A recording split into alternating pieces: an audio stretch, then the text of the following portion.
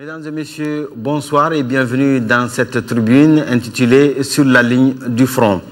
Comme vous le savez, le ministre français de la Défense, Jean-Yves Le Drian, est au Mali depuis 48 heures. Il a rendu visite aux troupes françaises qui combattent sur le terrain au nord. Après donc la visite de terrain, il a accordé une interview à Boubacar Touré.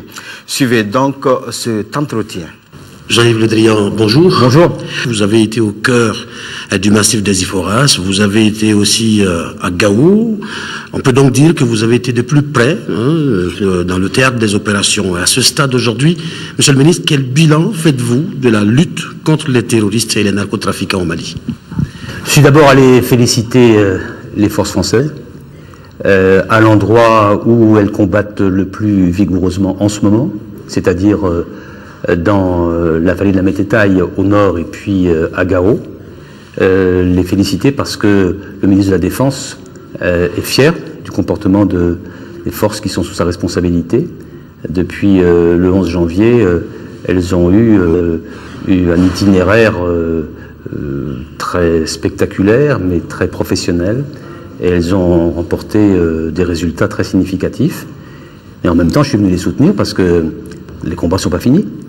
Le président Hollande a indiqué qu'il fallait que l'intégrité du Mali soit retrouvée, c'est-à-dire que l'ensemble du territoire soit libéré. Et il reste encore des poches très significatives qui avaient vocation à devenir des sanctuaires et qu'il nous faut prendre pour que la mission soit totalement remplie. On peut estimer à peu près à combien de pourcents aujourd'hui le travail effectué sur place, sur le terrain? Le chef d'état-major de l'armée malienne, le général Dembélé, avec qui je me suis entretenu, lui dit on est à 70% de la mission.